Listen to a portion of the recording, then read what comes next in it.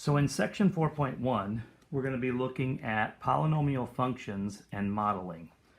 So a polynomial function p is given by this form. P of x equals a sub n times x to the nth power plus a sub n minus 1 times x to the n minus 1 power plus a sub n minus 2 times x to the n minus 2 power, and so on, plus a sub 1 times x plus a sub 0.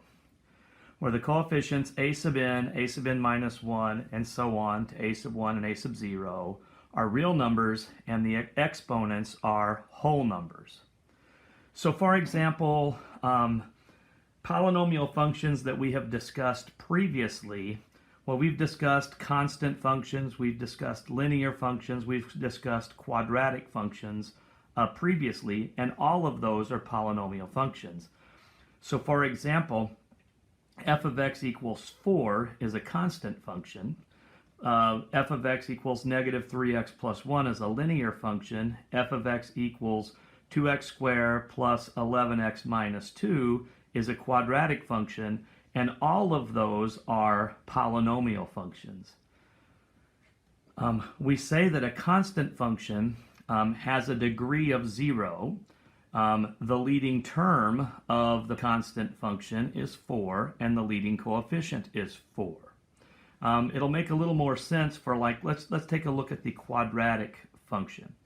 So the degree of the quadratic function is 2. That's the highest exponent. And again, the exponents have to be whole numbers, so we can't have fraction exponents or anything like that. The leading term is the term that contains the highest exponent. So the 2x squared is the leading term, and the coefficient of that term, the number 2, is the leading coefficient. Looking back here at our linear equation, we say that a linear function is degree 1. The reason for that is we could write that as negative 3x to the first power plus 1, so the degree is 1. So the leading coefficient, or sorry, the leading term is negative 3x, and then the leading coefficient is the numeric factor of that leading term, so it's negative 3. Now, we've used the terms cubic and quartic before, but I want to address that.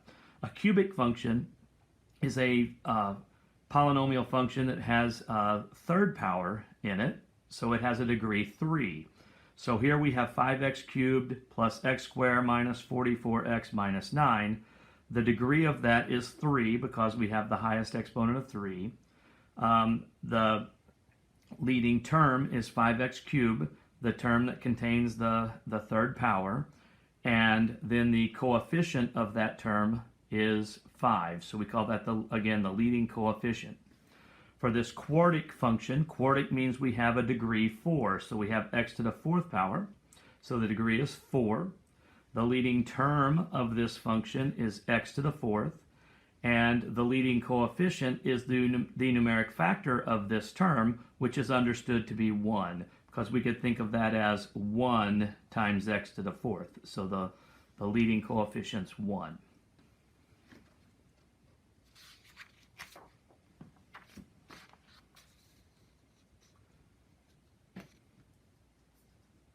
So in this example, we want to determine the leading term, the leading coefficient, and the degree of the polynomial function. Then we want to classify the polynomial function as constant, linear, quadratic, cubic, or quartic. Okay? Now, first of all, to be able to determine the leading term, the leading coefficient, and all of this, we have to have the function written in the proper order. So the proper order, we call it decreasing order, meaning that we write it so that we have, like, the term that has the highest exponent first, then the next highest exponent, and so on. So for example, in this case, we need to rearrange our terms. The highest exponent that we have here is cubed, so we're going to write this as negative 7x cubed. Then the next highest exponent is squared here, so we're going to write next plus 3x squared. And then the next is the 4 to the x, or just 4 times x, I should say. And then we have minus 15. So this is called decreasing order, and so we're writing them in order so that the exponents are decreasing from largest to smallest. Okay?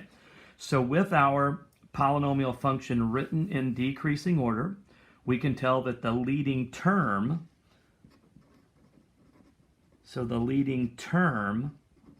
is negative 7x cubed. And then that means that the leading coefficient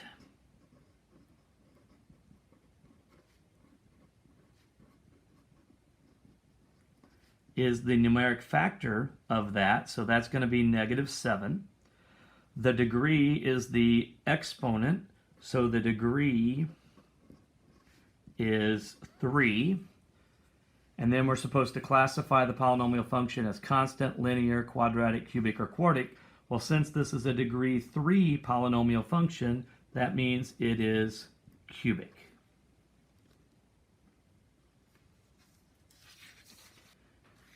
Now, looking a little further at polynomial functions, the graphs of polynomial functions are smooth curves. The graphs are continuous, which means there's no holes or breaks in the graph, and the graphs of polynomial functions have no sharp corners of any kind. So here are some examples of the graphs of polynomial functions. We've studied before quadratic functions, and so again, this is an example of a parabola, which is the graph of a quadratic function. Here we have a constant function. This is the graph of a cubic function, and this is the graph of a quartic function. Okay, so these are all graphs of polynomial functions.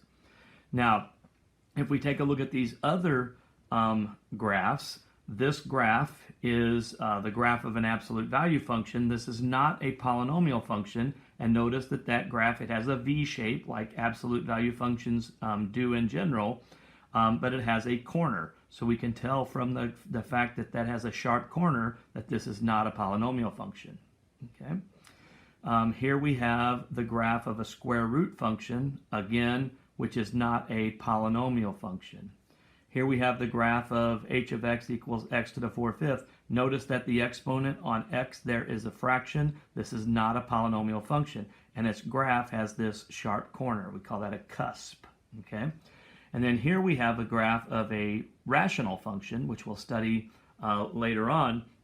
And this is not a continuous function because it has a break.